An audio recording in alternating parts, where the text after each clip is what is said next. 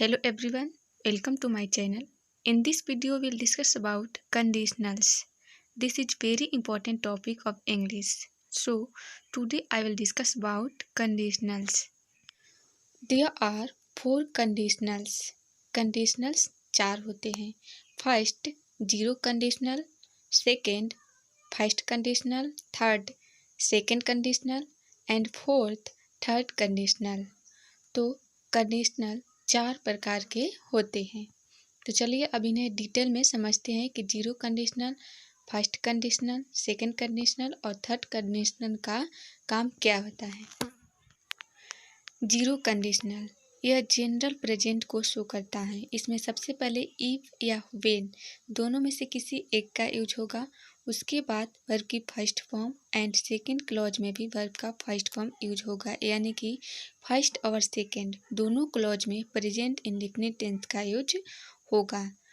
जैसे इसका हिंदी मीनिंग होगा जब जब ऐसा होता है तब तब ऐसा होता है. तो चलिए अब इसे एग्जाम्पल के जरिए समझते हैं. एग्जाम्पल है जब वो समय पर आती है तब हम डेट पर जाते हैं. इफ़ या when she comes in time we go on a date.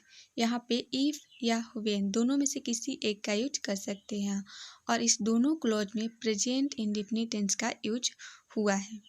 जब वो मुझे बुलाती हैं तब मैं उसके घर जाता हूँ. व्हेन या if she calls me I go to her home. इसमें भी प्रेजेंट इंडेफिनिट टेंस का यूज हुआ है दोनों क्लॉज में. कॉमा के पहले वाला ये फर्स्ट क्लॉज हो गया और कॉमा के जो बाद वाला सेंटेंस है वह सेकंड क्लॉज हो गया.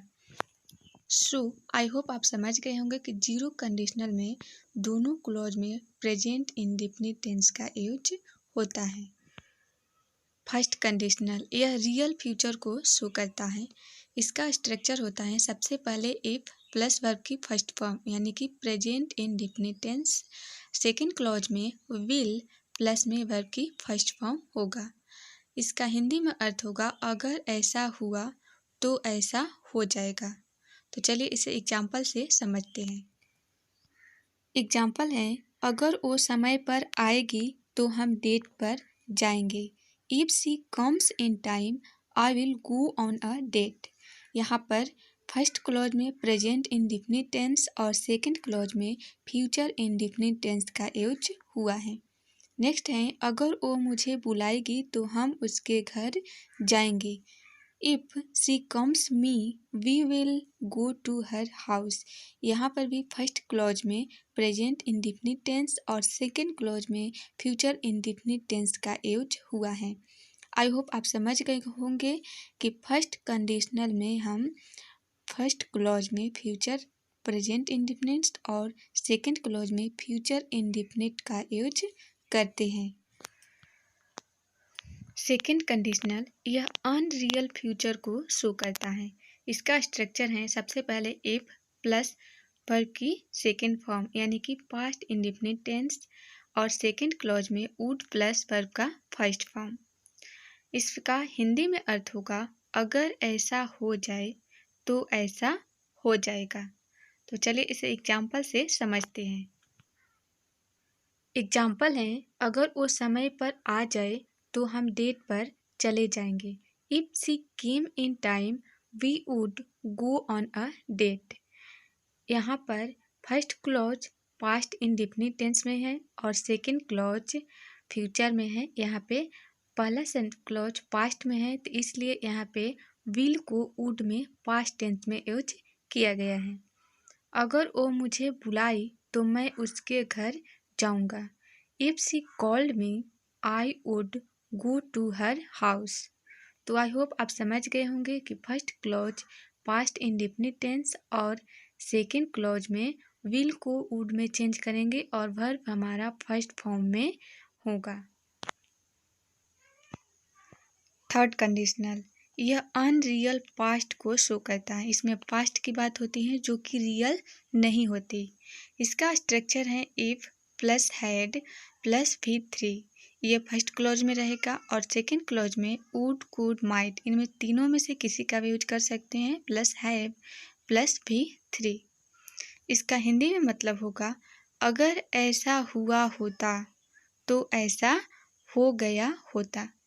तो चलिए इसे एग्जाम्पल से समझते हैं। एग्जाम्पल है, अगर वो उस दिन समय पर आई होती तो हम डेट पर गए होते। उस दिन यहाँ पे पास्ट की बात हो रही है। If she had come in time that day we would have gone a date.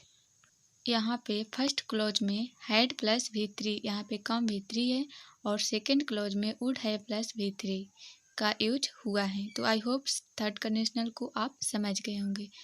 इसमें सेकंड कंडीशनल और थर्ड कंडीशनल में एक छोटा सा कॉन्सेप्ट है, चलिए उसको भी समझ लेते हैं। यहाँ पे हम थर्ड कंडीशनल को अल्टरनेटिव फॉर्म में लिख सकते हैं। अक्सर आपको न्यूज़पेपर में इसी फॉर्म में अधिकतर दिखेगा। जैसे हम हेल्पिंग वर्ब को पहले लिखेंगे हैड सी, और इफ के जगह पे हेल्पिंग वर्ब को लिखेंगे हैड, और इफ नहीं रहेगा, बाकी सब सेम रहेगा। जैसे had she come in time that day we would have gone a date.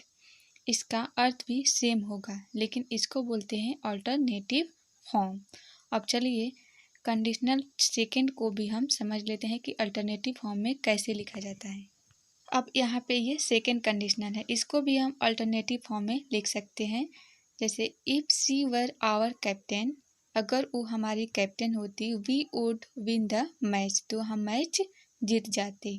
इसको अल्टरनेटिव फॉर्म में कैसे लिखेंगे? सबसे पहले हेल्पिंग वर्ब आएगा वर, उसके बाद सी आवर कैप्टन, बाकी सब सेम रहेगा, we would win the match. तो इस तरह से हम सेकंड कंडीशनल और थर्ड कंडीशनल को अल्टरनेटिव फॉर्म में चेंज कर सकते हैं। इस तरह के कंडीशनल आपको अक्सर न्यूज़पेपर में देखने को मिलेगा। तो आई होप आप सभी प्रकार के कंडीशनल को समझ गए होंगे।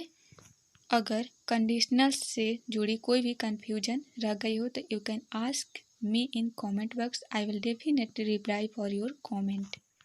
तो आज के लिए इतना ही। अभी तक आप इस चैनल पर नए हैं तो चैनल को सब्सक्राइब करके बेल आइकन प्रेस कर लें, ताकि मेरी वीडियो की नोटिफिकेशन सबसे पहले आपको मिले, और इस वीडियो को लाइक और शेयर करना बिल्कुल मत भूलिएगा। तो see you in next video, till then take care and have fun.